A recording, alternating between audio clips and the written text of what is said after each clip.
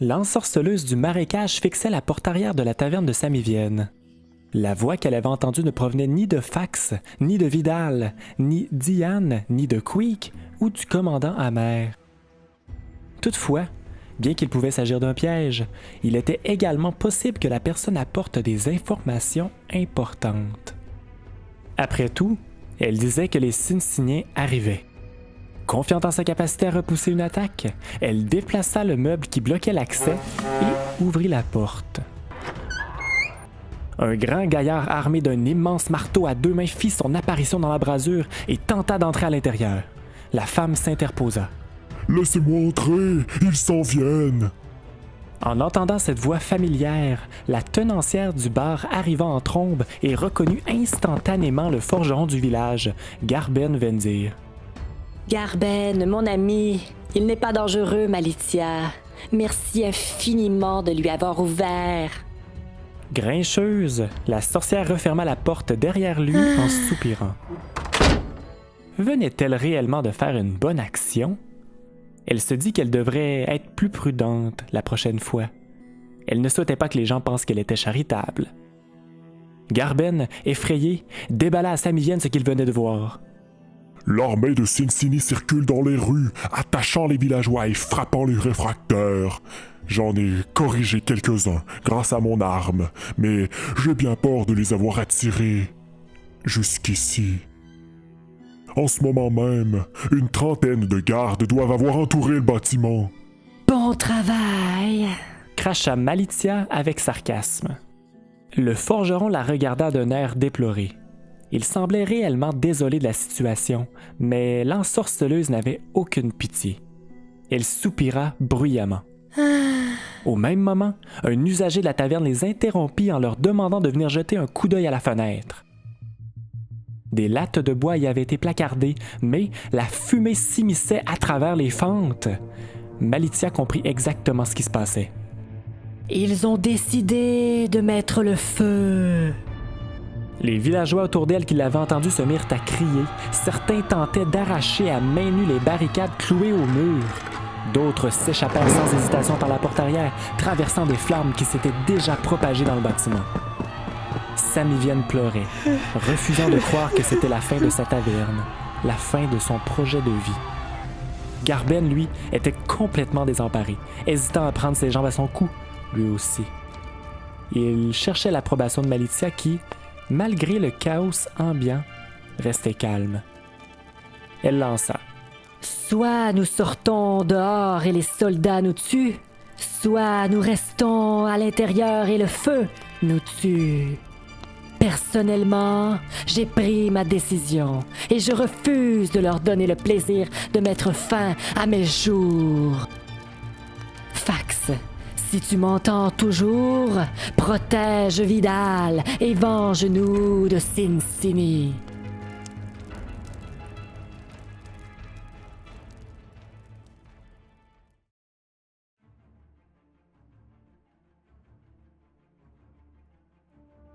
Dans le campement des réfugiés, des dizaines d'ardes-bourgeois et d'anciens esclaves étaient attachés les uns aux autres pour limiter leurs mouvements.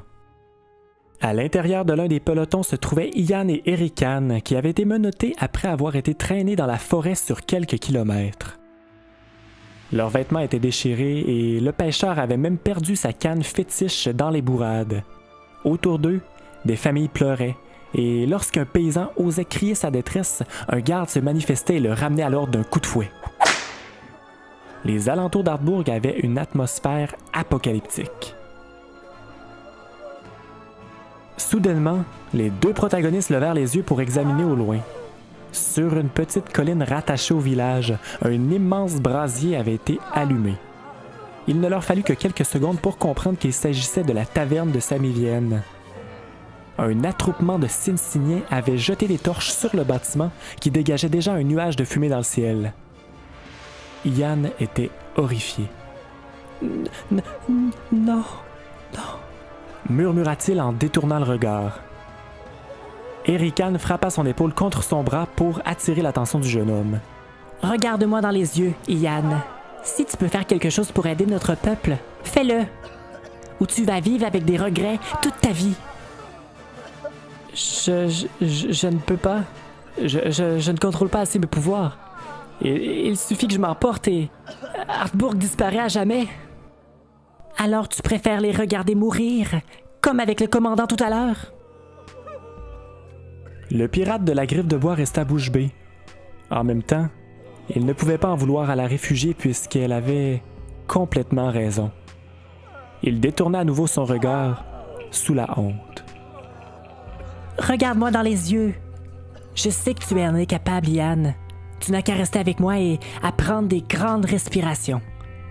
Allez, allez. Inspire. Expire. Inspire. Expire. Le pêcheur se prêta au jeu pour tenter d'abaisser son anxiété. Expire. Il synchronisa ses respirations aux paroles de sa nouvelle amie. Inspire. Expire. Inspire. Expire. Plus la tension baissait en lui, plus il laissait son énergie aquatique monter. Expire.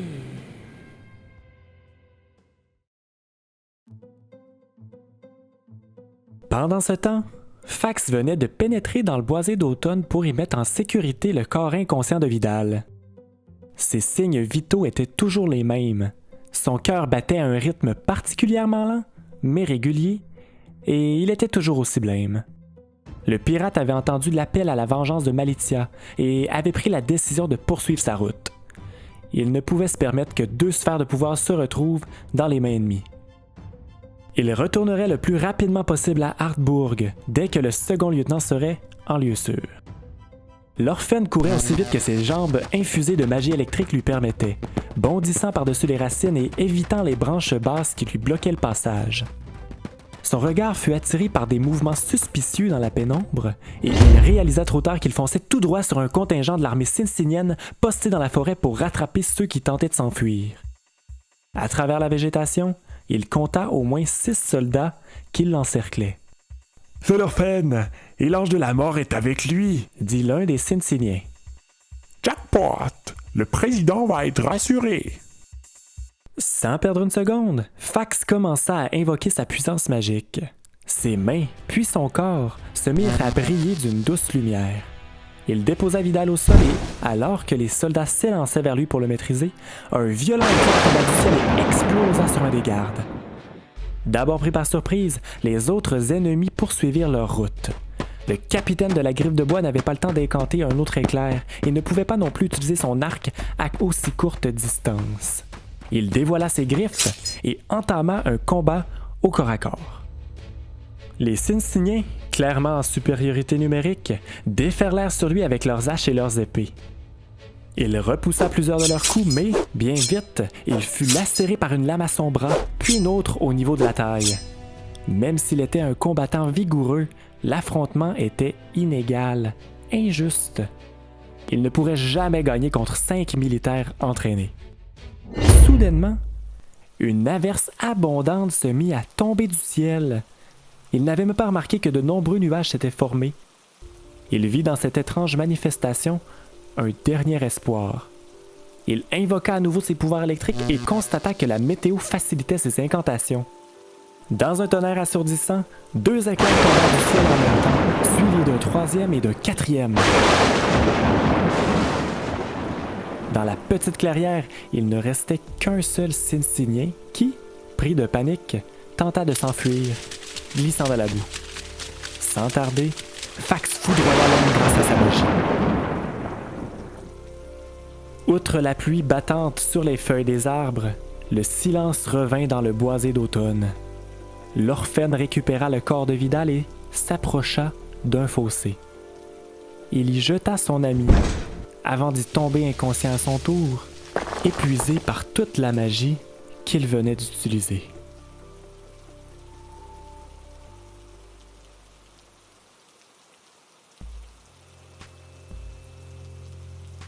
Ian ouvrit les yeux et son regard se plongea dans celui d'Erican. Tu as réussi! Souffla-t-elle avec enthousiasme. Le pêcheur n'en croyait pas ses yeux. Il avait contrôlé sa magie. Il avait invoqué la pluie. Il se retourna vers la taverne de Samivienne qui s'éteignait tranquillement sous l'averse, dégageant une fumée vaporeuse. Les minutes passaient et les flammes disparurent complètement de leur vue alors que la pluie continuait de battre à plein régime. Merci de m'avoir donné le courage. Notre travail n'est pas encore fini. Il faut libérer notre peuple. Ian remarqua qu'Erican avait les mains libérées. Elle avait profité des derniers instants pour crocheter ses menottes avec une épingle qu'elle avait. Les deux personnages remarquèrent que les gardes de Sin Sini resserraient les rangs autour des pelotons de prisonniers, quelque peu déboussolés par la soudaine intempérie. Faisal et Yosé circulaient dans les rangs du campement. L'élu du vent était encerclé d'une bulle venteuse qui repoussait les gouttes de pluie. Sa voix, pourtant calme, était étonnamment portante. Surveillez bien les prisonniers. Nous les embarquerons dès que la tempête se termine. À ses côtés, Yosé paraissait troublé. La femme aux longs cheveux noirs mit sa main sur son épaule pour le calmer. Pendant ce temps, Erican avait détaché Ian ainsi que d'autres détenus, leurs gestes étant camouflés par la pluie battante. La vision était trouble et ils ne pouvaient voir qu'à quelques mètres devant eux. Mais cela jouait à leur avantage. Soudainement, une silhouette sur un destrier fendit la foule, happant deux gardes au passage. L'ombre chevauchait un tortor, une créature reptilienne aux longues jambes ayant une carapace creuse servant de selle. Le cavalier masqué traversa à nouveau le campement et brandit une longue arme qu'il fracassait sur les soldats s'opposant à lui. Personne n'était en mesure de l'arrêter, alors qu'il abattait un par un les membres de l'armée sinsinienne, qui n'étaient plus capables de s'organiser et de communiquer à cause de l'averse. Rapidement, Yosé s'interposa dans la trajectoire du tortor, alors que Faisal resta en retrait. L'étrange justicier débarqua de sa monture d'un bond, sa cape verte, sale et déchirée, virevoltant derrière lui. « Je ne pensais pas te retrouver ici, Yosé. » Prime dévoila son visage squelettique en retirant d'un coup sec son capuchon. Les gouttes de pluie rebondissaient et perlaient sur son crâne. « Et moi, j'espérais ne plus jamais vous revoir. » Malheureusement, mon visage sera le dernier que tu verras. La commandante déchue fonça sur son ancien écuyer en faisant tournoyer son hallebarde. Elle ne lui laisserait pas le temps de gémir ou de cracher sa haine. Elle enchaîna les coups, mais Yosé les évita de peine et de misère. Alors qu'elle levait son arme au ciel pour l'abattre sur lui, l'adolescent fit appel à la sphère de la terre pour rendre sa peau impénétrable. Or, il n'avait pas calculé les effets de la météo sur ses pouvoirs. Formant avec agilité un arc de cercle, Prime porta le coup fatal à celui qui avait été son protégé. L'humidité l'avait empêché de se transformer en pierre. L'écuyer tomba au sol, sans vie. Faisal fut quelques pas vers l'arrière avant de s'envoler avec difficulté dans la tempête qui faisait rage. La squelette se retourna vers un public formé de prisonniers bourgeois et de soldats sinsiniens. Tous étaient obnubilés par le moment irréel qu'ils venaient de vivre. En moins d'un instant, le cours de l'invasion venait de changer. Dans la foule, le nom de Prime fut d'abord murmuré, puis scandé. Les réfugiés avaient compris que leur sauveuse était venue les libérer pour la deuxième fois. Des soldats ennemis profitèrent du moment pour prendre la poudre d'escampette, alors que d'autres brandissaient leurs armes, prêts à se défendre. Harbourg, à partir d'aujourd'hui, nous sommes une nation libre. Si vous acceptez ma confiance, je vous guiderai vers la rédemption. Une centaine de pauvres villageois applaudissaient la guerrière sous la pluie battante.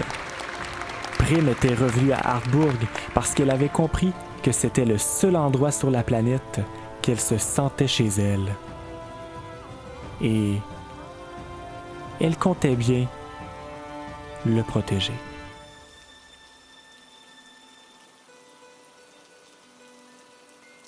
C'était le 21e épisode de la saison 1 de Terre Zéro. Je vous invite à aller voter pour déterminer la décision prise par Prime. Le lien se trouve en bas dans la description et les votes se terminent dimanche matin. Venu sauver les Ardbourgeois et les réfugiés, Guthrum a tué Yosé et fut accueillie comme la reine du nouveau Hartbourg. Puisque la bataille n'est pas encore gagnée, elle doit décider de ce qu'elle commandera à son peuple. Décidera-t-elle d'anéantir les envahisseurs ou tentera-t-elle plutôt de les emprisonner? La décision vous appartient. Et expliquez-moi votre raisonnement dans les commentaires. Le prochain épisode sera diffusé le mercredi 21 novembre à 20h, fait que soyez au rendez-vous parce que vous serez encore appelés à faire des choix qui influenceront l'histoire. Pour être sûr de rien manquer, likez la page sur Facebook et abonnez-vous à Instagram et à la chaîne YouTube du même nom. Merci!